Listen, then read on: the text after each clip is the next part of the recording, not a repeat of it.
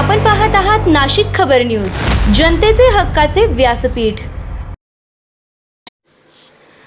नाशिकमध्ये कुंभमेळा पूर्वतयारीच्या कामांवरून पुन्हा एकदा प्रश्नचिन्ह उपस्थित करण्यात आले। कुंभमेळा संदर्भातील पाणी व विविध विकास कामांच्या पाहणी दौऱ्यादरम्यान नगरसेवक शाहू खैरे यांनी कामांच्या पद्धतीवर नाराजी व्यक्त करत अधिकाऱ्यांसमोर आपली भूमिका मांडली। यावेळी नगरसेवक राहुल शेलार तसेच नगरसेविका आदिती पांडे हे देखील उपस्थित होते। स्थानिक नागरिकांना विश्वासात न घेता काही कामे केली जात असल्याचा आरोप करत शाहू खैरे यांनी कुंभमेळ्यासाठी सुरू असलेल्या कामांमध्ये नियोजनाचा अभाव असल्याचं सांगितलंय। विशेषतः भद्रकाली परिसरात सुरू असलेल्या सबस्टेशनच्या कामाला स्थानिक नागरिकांचा विरोध असल्याचंही त्यांनी निदर्शनास आणून दिलं।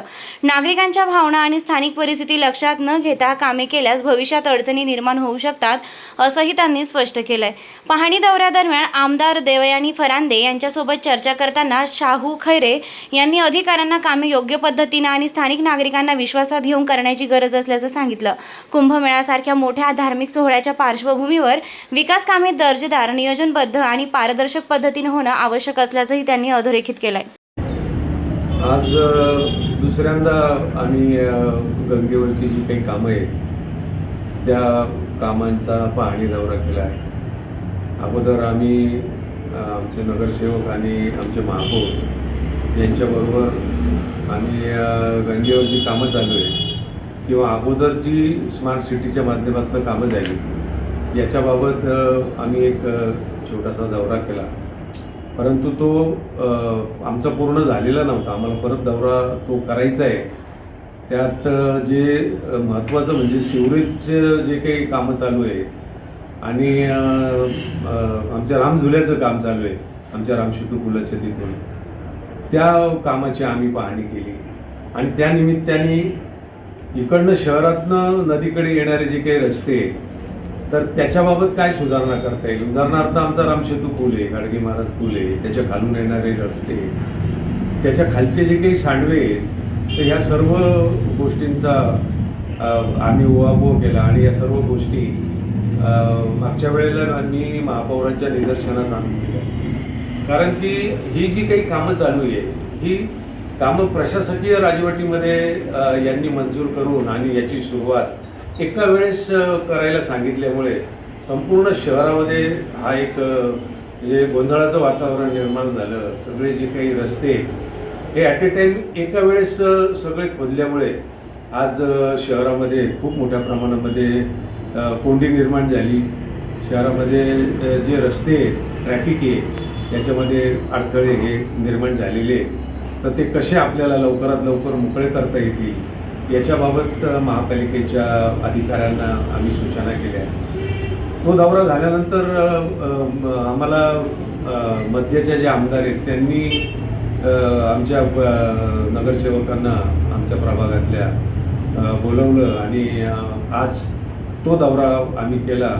त्याच्यामध्ये गंगेवरच्या सिवरेज आणि महत्त्वाचं म्हणजे आमच्या भद्रकालीपासून येणारा जो सरस्वतीचा नाला आहे तर त्याबाबत आणि देशपांडे वाड्यामध्ये जी काही नवीन पाण्याची टाकी झाली तिच्याबाबतचा तो दौरा होता, तर त्याची पाहणी आम्ही केली।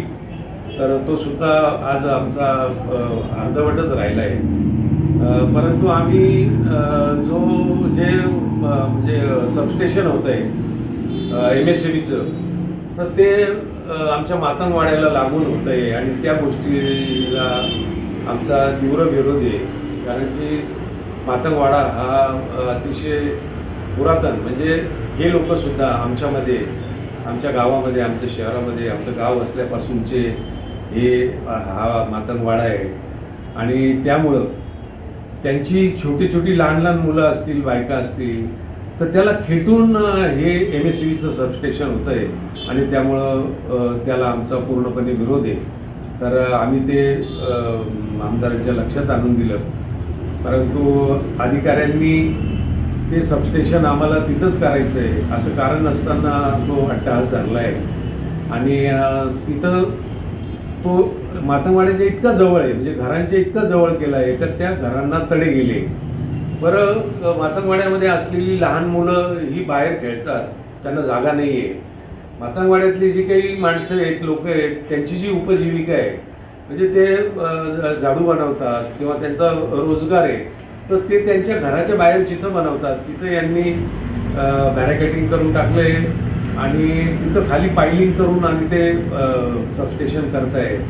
ते सबस्टेशन सुद्धा अशा जागेवर आहे का तिथं खाली सरस्वतीचा नाला आहे, म्हणजे पूर्वीची सरस्वती नदी आहे, तिथं पूर्णपणे पाणी लागलं आहे त्यांना.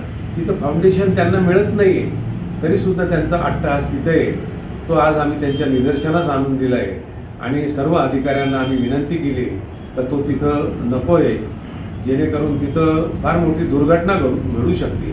ती सुद्धा त्यांच्या निदर्शनास आणून आम्ही दिलं आहे आणि याचा विचार आता महापालिकेचे अधिकारी किंवा शासन करेल आणि तसा पाठपुरावा आम्ही सर्व हा वरपर्यंत करण्याचा आम्ही निर्णय घेतला आहे. कारण की मातंगवाड्यातले लोक असतील किंवा त्या परिसरातले नागरिक असतील, त्यांनी सुद्धा विनंती केली आहे का हा इथं नको आहे म्हणून.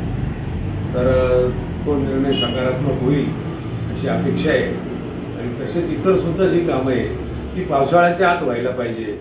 दागिन्यांची आवड आणि विश्वासाची जोड म्हणजेच मंडलिक बंधू सराफ.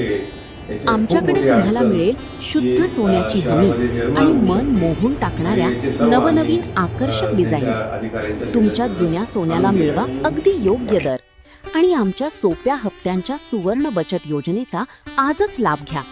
आमची नम्र आणि विश्वासार्ह सेवा तुम्हाला नक्कीच आवडेल.